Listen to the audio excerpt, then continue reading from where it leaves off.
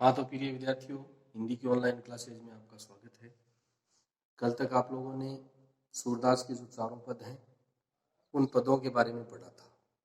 ठीक है, ब्रह्म गीत से जो चार पद लिए गए हैं उन चारों पदों की क्या क्या विशेषता बताई गई वो सब आपने पढ़ा। अंतिम पद में आपने पढ़ा कि मन मानने की बात होती है, जिसके मन को जो अच्छा लगता है वो वैसा ही करता है। ठीक है। अब क्या है कि आपके दो रचनाकारों का परिचय आएगा। ठीक है, तो जैसे जैसे आप पाठ पढ़ते जा रहे हैं वैसे वैसे रचनाकारों का जो परिचय है वो भी साथ में पढ़ते जाइए। तो सबसे पहले आपने सूरदास जी के पद पढ़ा, अब है महाकवि सूरदास जी का परिचय। ठीक है, तो ये परिचय भी साथ में आपको ध्यान में हो जाए तो ठीक रहे। दो रचनाकारों का परिचय पूछा जाएगा जिसमें एक लेखक और एक कवि होगा। ठीक है, तो अब कौन से पाठों को कम करे ये तो किसी को पता नहीं है, लेकिन हमें जो जिन कवियों को हम महत्वपूर्ण मानते हैं उन कवियों का परिचय हम पढ़ लेते हैं। तो सूरदास जी ब्रह्मगीत से चयनित कुछ पद लिए गए हैं। सूरदास से कवि का जो पाठ है वो आपके कोर्स में है और रह सकता है, इसलिए सूरदास जी का परिचय देखिए कि भाई सूरदास जी जो है वो किस प्रकार के कवि हुए हैं, क्या क्या उन्होंने रचना लिखी है, कब उनका जन्म हुआ, कहाँ पर हुआ, ये इनका रचना परिचय है। ठीक है, तो महाकवि सूरदास जी का परिचय तो देखिए, भक्ति काल के कवि माने जाते हैं। भक्ति काल के प्रमुख कृष्ण भक्त एवं सगुण उपासना वाले संत कवि सूरदास का जन्म विक्रम संवत 1540 में हुआ था। ठीक है, एक होती है विक्रम संवत और एक होती है ईस्वी सन। तो दोनों के अंदर 57 वर्ष का अंतर है। विक्रमी सन 57 वर्ष पहले शुरू हुई थी। ठीक है, और ईस्वी सन जो है वो 57 वर्ष बाद में शुरू हुई थी। ठीक है, अब जैसे मान लो विक्रम ये ईस्वी सन जो है हमारी 2020 चल रही है और ईस्वी सन जो है वो 2077 चल रही है। ठीक है, तो 2077 में से 20 निकालिए, 57 वर्ष का अंतर रहेगा। ठीक है, तो उसी तरह से विक्रम संवत 1540 में, अब 1540 में से आप 57 निकालोगे तो सन ज्ञात हो जाएगा। तो इस तरह से विक्रम संवत 1540 में हुआ था। इनका जन्म स्थान आगरा व मथुरा के बीच स्थित है। आगरा और मथुरा के बीच में स्थित रुनकता ग्राम माना जाता है। रुनकता ग्राम में इनका जन्म हुआ था। कुछ विद्वान दिल्ली के निकट सिही ग्राम को इनकी जन्मस्थली मानते हैं। दिल्ली के निकट है सिही ग्राम, वहां पर सूरदास जी का जन्म मानते हैं और कुछ विद्वान मानते हैं रुनकता के अंदर। ठीक है, ये जन्मांध यानी जन्म से अंधे थे। इस संबंध में कुछ मत है, कुछ मतभेद है कि वो जन्म से अंधे थे या नहीं थे, परंतु इस संबंध में भी कुछ मतभेद है। ठीक है, अब मतभेद इस प्रकार के हैं कि भाई ये जन्म से अंधे थे या नहीं थे या बाद में हुए थे। ठीक है, तो वो मत जब आप पाठ पढ़ोगे उस समय वहां पर आपको उसके बारे में बताया जाएगा, या सूरदास जी का जो भी आगे वर्णन है उसमें ध्यान लगेगा।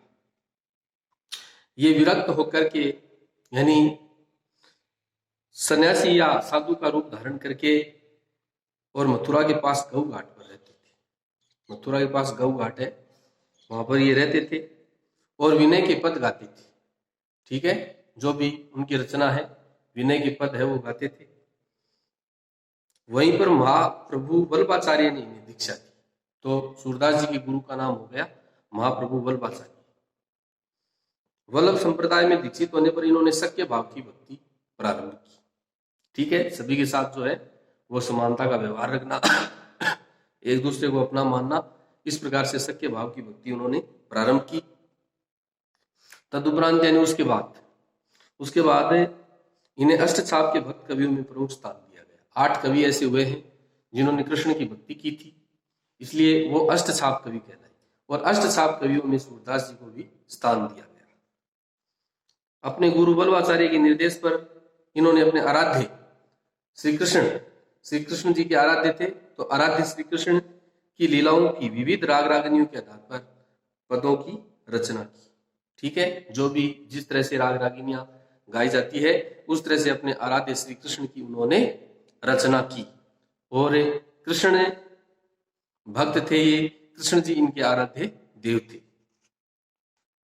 महाकवि सूरदास ने श्रीमद् भागवत की कथाओं को ब्रज भाषा में रचित पदों में गुंफित करने का प्रयास किया। जो भी मद् भागवत गीता है, श्रीमद् भागवत गीता के जो उपदेश हैं, उनकी जो कथाएं हैं, उनको ब्रज भाषा में रचित जो पद हैं उनमें मिलाने का उन्होंने खूब प्रयास किया।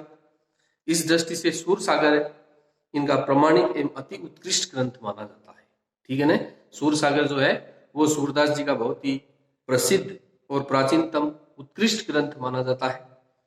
इनकी अन्य रचनाएं हैं सूर सारावली तथा साहित्य लहरी।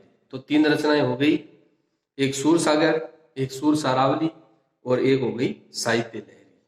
ठीक है, ये इनकी प्रमुख 3 रचनाएं हैं। इनका निधन विक्रम संवत 1620 में पारसौली नामक स्थान पर हुआ माना जाता है। ठीक है, तो ऐसे कवि, भक्त कवि सूरदास जी इस प्रकार के कवि हुए हैं जिन्होंने ऐसी 3 प्रकार की रचनाएं लिखी। ये भक्ति काल के प्रमुख कवि हुए हैं और कृष्ण जी के भक्त हैं। जितनी भी लीलाएं उन्होंने लिखी हैं वो कृष्ण जी के बारे में लिखी हैं। अष्टछाप कवि उन्हें बोलते हैं जिन्होंने कृष्ण की भक्ति की थी, कृष्ण को अपना आराध्य देव माना था, इसलिए अष्टछाप कवियों में भी इनको स्थान दिया जाता है, प्रमुख स्थान दिया जाता है। इसलिए ये भक्त कवि सूरदास जी ऐसे कवि हुए हैं जिन्होंने 3 प्रकार की रचनाएं लिखी, सूर सागर, सूर सारावली और साहित्य लहरी। ठीक है, कृष्ण जी के साथ में जो जो घटनाएं घटित हुई वो सब इन्होंने अपनी रचनाओं में ब्रज भाषा के अंदर स्थान दिया है। इनकी प्रमुख भाषा ब्रज है, ब्रज भाषा में इन्होंने लिखा है, इसलिए आप लोग अवश्य ध्यान देंगे। 2 रचनाकारों का परिचय आपको पूछा जाएगा, जिसमें एक कवि होगा, एक लेखक होगा, और जितना आप लिखोगे उतने अंक मिलेंगे। एक रचनाकार का परिचय लिखोगे तो 2 अंक मिलेंगे, 2 रचनाकारों का लिखोगे तो 2 अंक मिलेंगे। ठीक है, तो इस प्रकार के कवि सूरदास जी हुए हैं जिन्होंने ऐसी रचनाएं लिखी। तो एक बार पुनः इसका परिचय पढ़ लीजिए। भक्ति काल के प्रमुख, भक्ति काल, रीति काल, आदिकाल, ये जो काल हुए हैं उनमें भक्ति काल के प्रमुख कृष्ण भक्त एवं सगुण उपासना वाले संत कवि सूरदास का जन्म विक्रम संवत 1540 में हुआ था। इनका जन्म स्थान आगरा व मथुरा के निकट रुनुक्ता नामक ग्राम में माना जाता है। कुछ विद्वान दिल्ली के निकट सी ग्राम को इसकी जन्मस्थली मानते हैं। ये जन्मांध थे, परंतु इस संबंध में कुछ मतभेद है कि भाई जन्म से अंधे थे या बाद में हुए।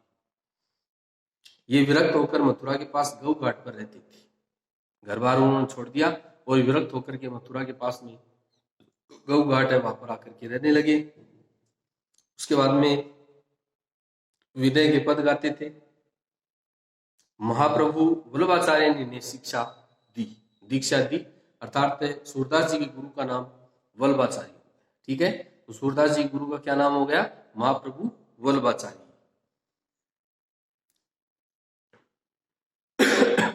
वल्लभ संप्रदाय में दीक्षित होने पर, अब जब ये वल्लभ संप्रदाय में दीक्षित हो गए तो वहीं पर इन्होंने सख्य भाव की भक्ति प्रारंभ की। तदुपरांत यानी इसके बाद ये अष्टछाप कवियों में इन्हें प्रमुख स्थान दिया गया। ठीक है, अष्टछाप कवि का मतलब है 8 कवि ऐसे हुए हैं जिन्होंने श्री कृष्ण की लीलाओं का वर्णन किया है, श्री कृष्ण की भक्ति की है। इसलिए सूरदास जी भी इनमें से एक कवि हैं जो अष्टछाप के कवियों में गिने जाते हैं। ठीक है, उसके बाद में अपने गुरु वल्लभाचार्य के निर्देश पर उन्होंने अपने आराध्य श्री कृष्ण की लीलाओं की विविध राग रागनियों के आधार पर पदों में रचना की है। ठीक है ना, कृष्ण जी के साथ में जो भी बाल लीलाएं या जो लीलाएं हैं उनकी विविध यानी अनेक प्रकार की राग रागनियों के आधार पर ब्रज भाषा के अंदर पदों में रचना की है। महाकवि सूरदास ने श्रीमद् भागवत की कथाओं को ब्रज भाषा में रचित पदों में गुंफित करने का खूब प्रयास किया।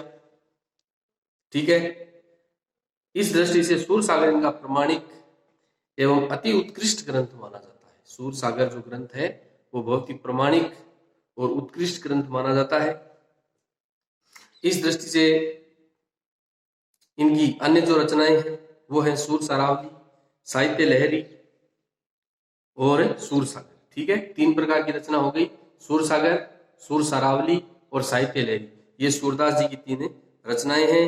इनका निधन विक्रम संवत 1620 में पारसौली नामक स्थान पर हुआ माना जाता है। ठीक है, तो ये है आपका पहला जो पाठ आपने पढ़ा, सूरदास जी के पद और उसके बाद में सूरदास जी का ये परिचय। तो पाठ के साथ साथ में आप परिचय भी पढ़ते जाइए ताकि आपकी याद हो जाए कि कौन कवि किस प्रकार के हुए हैं और कैसी कैसी उन्होंने रचनाएं लिखी हैं, कितने वर्ष का उनका अनुभव रहा।